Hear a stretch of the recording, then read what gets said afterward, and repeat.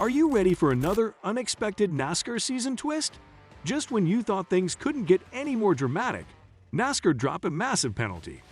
In a shocking turn of events, NASCAR has given the RCR No. 3 team in Austin Dillon a huge L1 penalty. What does this mean for their season and their prospects of winning? The details are limited, but one thing is certain: excitement for the impending race has increased. So fans, stay tuned to NASCAR Zone for the latest updates in the NASCAR world. But before we dive into that, do subscribe to our channel and hit the like button.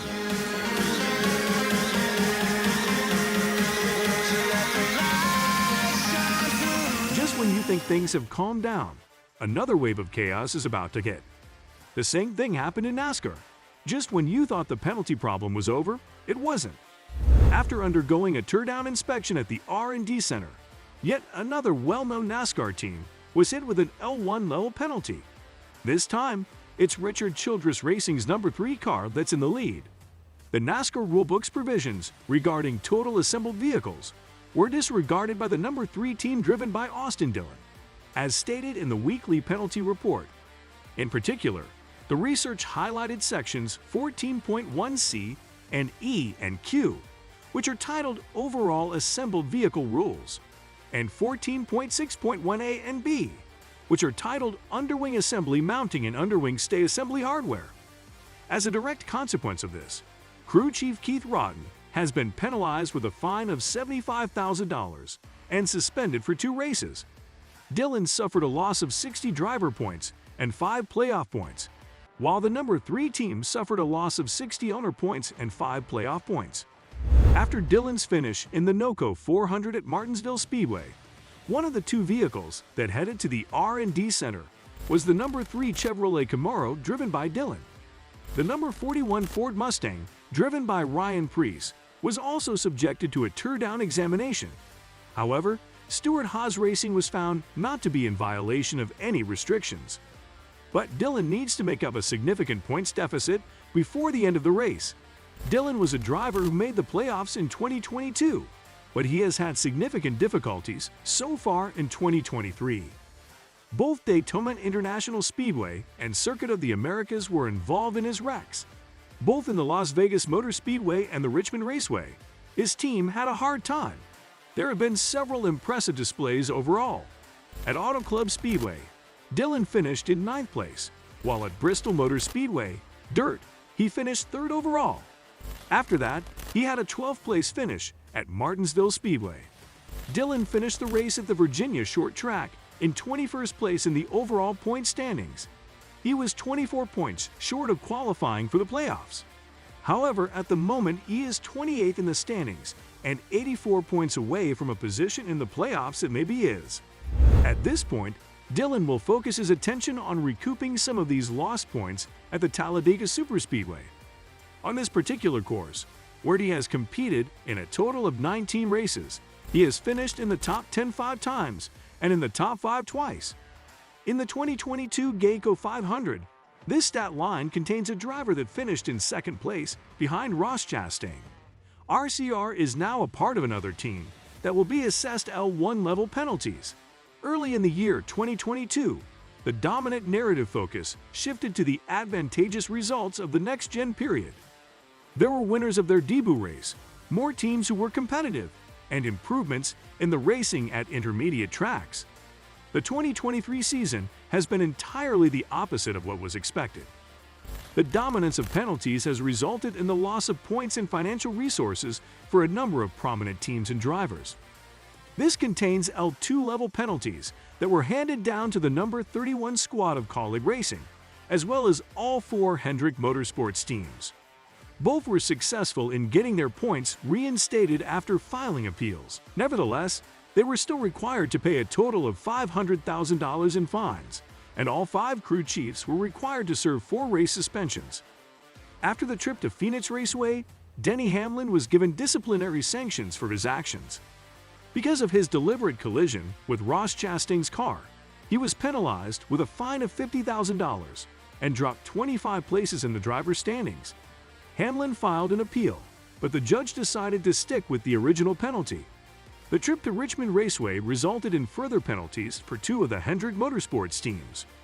Both the number 24 car driven by William Byron and the number 48 car driven by Alex Bauman was sent to the R&D Center by NASCAR for an inspection.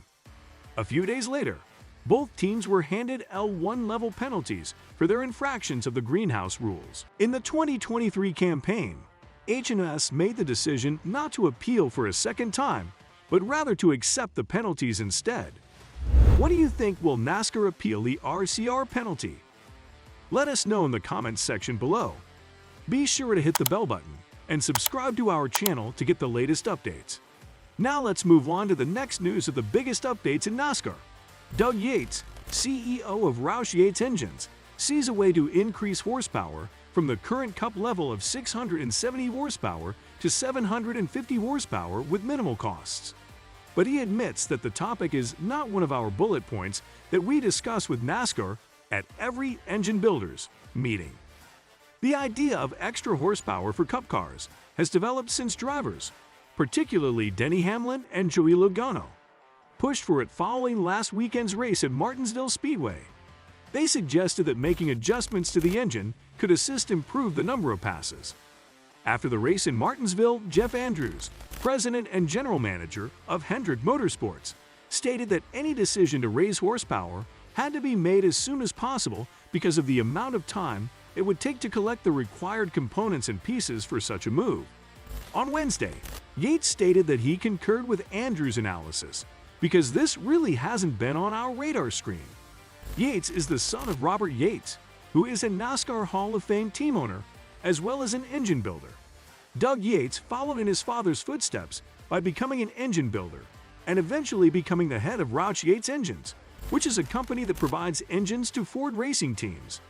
Yates stated that modifications could be done to enhance the horsepower to 750 in an effective manner, but that increasing it to 900 horsepower, a level that Cup cars were formerly at, would be a pretty long runway to get there and probably add a lot of expenses due to the life of the engine would be shorter. On Tuesday, Elton Sawyer, the senior vice president of competition for NASCAR, stated on SiriusXM NASCAR Radio that it takes a little bit of a runway to get everybody on the same page, and to do that in the most efficient and economical manner. It would be much simpler for us to pull that lever if there were alternative options available that did not involve the engine. I'm not trying to imply that it won't be a viable choice in the future. All I'm saying is that getting there will require a longer runway. In reference to the possibility of an increase in horsepower, Yates made the following statement on Wednesday. "We're here to do whatever NASCAR, Jim France, and our Ford Performance folks want to do.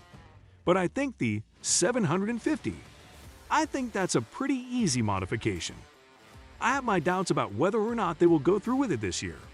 There is a low probability that NASCAR will make such a substantial adjustment in the middle of the season. Part of this is due to the fact that Cup teams are required to run 16 long block-sealed engines prior to the season's second-to-last race, which means they must run the same engine more than once. For this reason, victorious drivers frequently inquire of their crew chiefs about the possibility of performing a burnout. There are occasions when they are unable to because they need to use that engine in another race."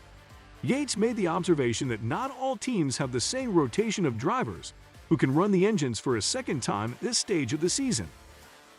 Regarding the engine usage regulation, Yates stated, "I believe that NASCAR is very aware of trying to make sure that we are having a light powertrain at the track, that we are keeping expenses in mind, and that we are also keeping the future of the sport in line with what would draw a new manufacturer to come into the sport.